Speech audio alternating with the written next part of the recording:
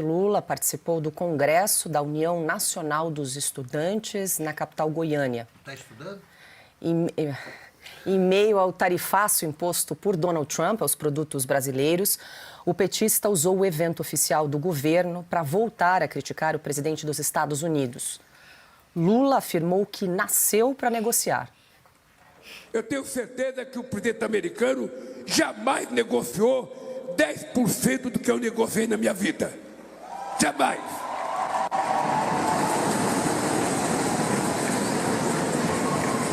Então, se tem uma coisa que eu sei na vida, é negociar. Em entrevista à CNN Internacional, Lula chamou Donald Trump de imperador. That he was elected to govern the U.S. He was elected not to be the emperor of the world. It would be much better to establish a negotiation first and then to reach the possible agreement, because we're two countries that we had very good meetings and we have good relations for 200 years. And so he's breaking away from any protocol, any liturgy. Essa foi uma entrevista que Lula concedeu à CNN Internacional. Ali era o tradutor em inglês das respostas do presidente Lula. Nós acompanhamos ali um trecho. E aí eu trago, porque a porta-voz da Casa Branca respondeu aí ao presidente Lula. Certainly not trying to be the emperor of the world. He is a strong president for the United States of America, and he's also the leader of the free world.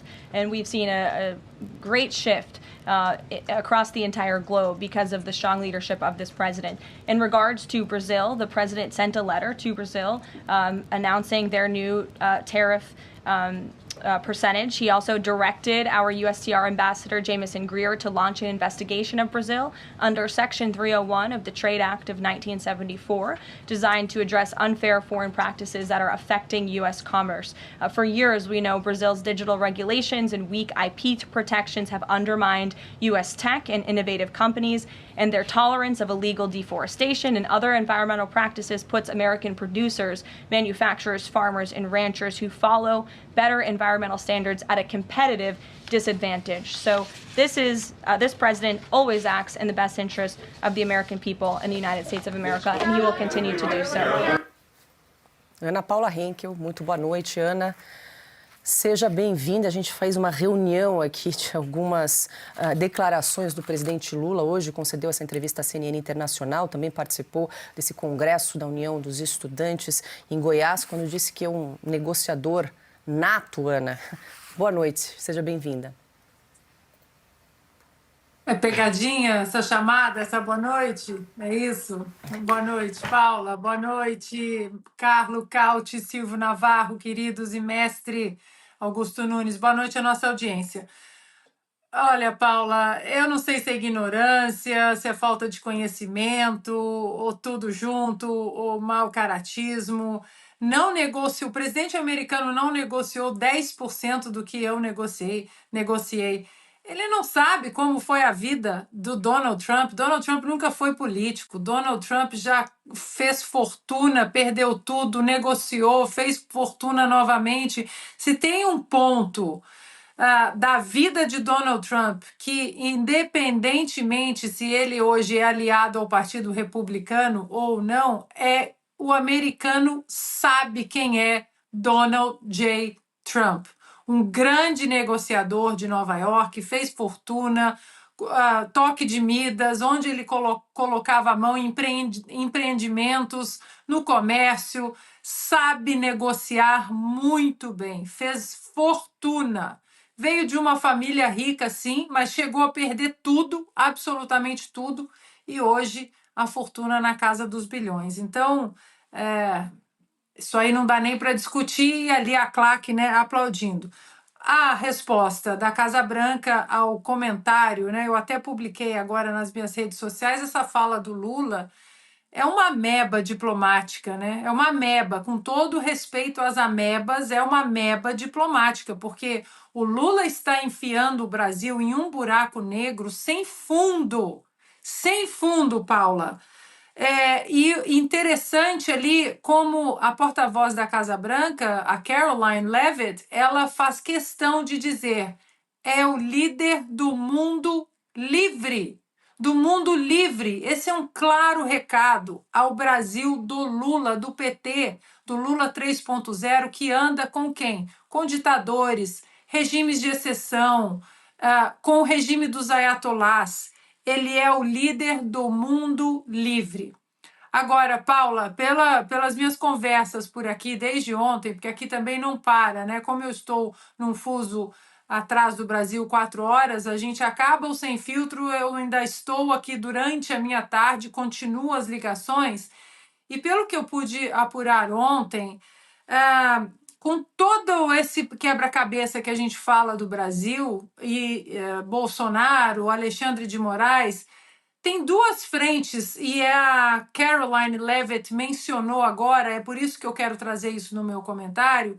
Tem 2 pontos que eu acho que saem até da esfera de qualquer negociação, mandar senador, Geraldo Alckmin, quem quer que seja, para negociar as tarifas com o Donald Trump, que é o caso Felipe Martins, daqui a pouco a gente vai falar sobre isso, mas o outro é a seção 301. Essa seção 301, quando algum país entra na seção 301 e esse país é investigado, o Congresso também debruça sobre essas investigações. E aí a Caroline trouxe ali algumas coisas que nós falamos ontem, mas principalmente comércio digital, proteção de propriedade intelectual. Tudo isso é visto aqui nos Estados Unidos como pontos muito importantes da conjuntura americana, do que é dos americanos. Então, o Brasil entrar na seção 301, Paula, pode ser mais um, né? Já são vários calcanhares ali de Aquiles, eu considero o Felipe Martins o mais importante, mas a seção 301 agora coloca o Brasil debaixo, sob uma lupa gigantesca, e esse tipo de declaração do Lula não vai ajudar.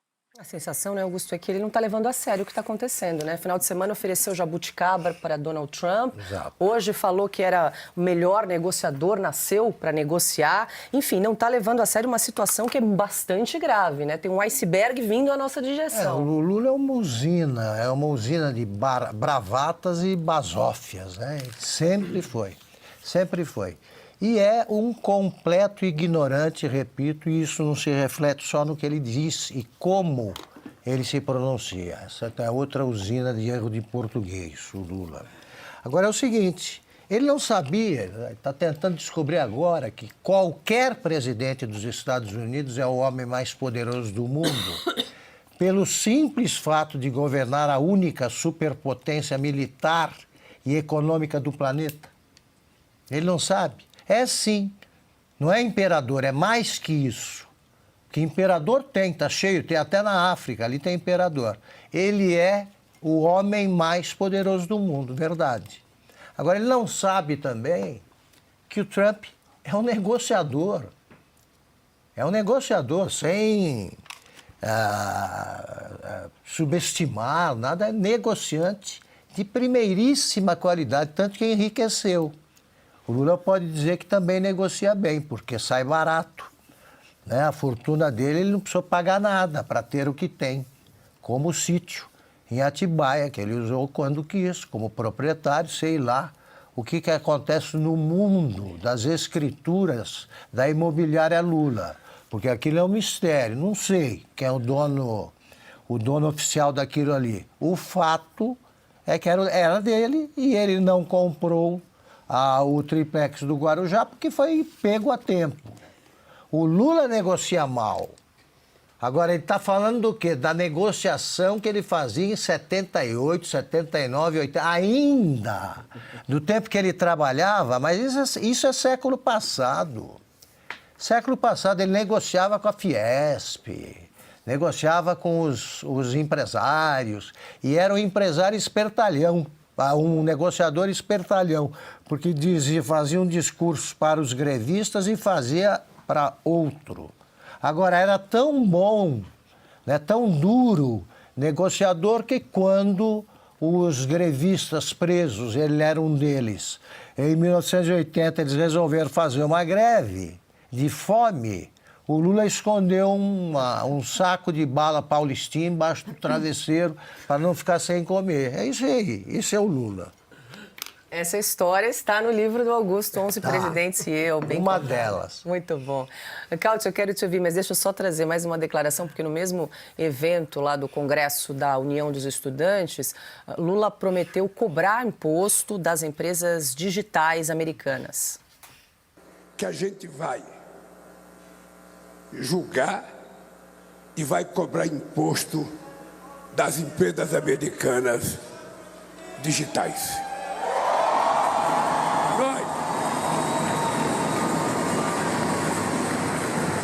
Nós não aceitamos que, em nome da liberdade de expressão, você fique utilizando para fazer agressão, para fazer mentira, para prejudicar. O Cáudio, ele segue cutucando ali a onça com vara muito curta, ainda não entendeu o recado, tem um iceberg chegando e a gente está aqui com o transatlântico indo em direção a uma tragédia, né? E seremos metralhados pelos mercados daqui a pouco, porque o que vai parar essa palhaçada será o dólar, que daqui a pouco, quando o mercado perceber que o iceberg está chegando cada vez mais próximo, vai para as alturas, para estrelas, e a bolsa vai despencar. Mas, assim, claramente o Lula não está mais em condição de entender, o problema cognitivo é cada vez mais evidente daquilo que ele está falando. Primeiramente, acho que ele não saberia nem indicar uma empresa digital que ele quer taxar, nem o nome de uma, provavelmente ele saberia, né, dizer. Então, não sabe literalmente do que está falando. Mas sobre a questão da negociação, Lula, assim, provavelmente a única coisa que o Lula soube negociar no passado era aquilo que a gente viu na Lava Jato e no Mensalão, né? Todas as propinas que foram amplamente confessadas por hordas de delatores e que mostraram onde estava o dinheiro. Mas Lula possivelmente não sabe nem o que Trump fez antes de virar presidente. Vamos dar uma olhada, não faz a menor ideia, vamos dar uma olhada no que o Trump escreveu quando o Lula... Vamos dar um Google rápido, né? Não sei se a produção consegue mostrar, porque Trump já escreveu vários livros. Um deles, vamos ter aquele que é o mais famoso, é A Arte de Negociar. Esse aqui, A Arte da Negociação, um best-seller no mundo inteiro, traduzido inclusive em português. O presidente Lula, quando vê o livro, possivelmente vai em hiperventilação, né?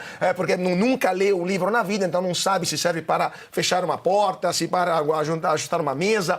Mas o Trump escreveu esse e vários outros livros. Pense como um bilionário, por exemplo, Como Ficar Rico.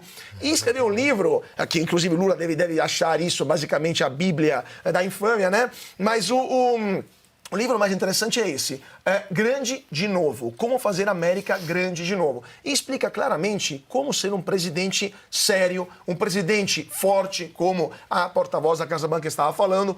Ou seja, a palhaçada acabou. Acabou a palhaçada de presidentes que, em claro estado de demência senil, como era o Biden, e Lula cutucava, e ele nem entendia de onde vinha esta provocação, com o Trump, cutucou, levou. Vai levar 50% de imposto alfandegário adicional por causa da palhaçada que está acontecendo aqui no Brasil, com censura ilegal, com processos arbitrários, com um governo autoritário cada vez, né, que está tentando cercear a liberdade dos brasileiros, e vai levar mais 100% daqui 40 dias, 45 dias, se continuar importando imposto, se continuar importando diesel da Rússia.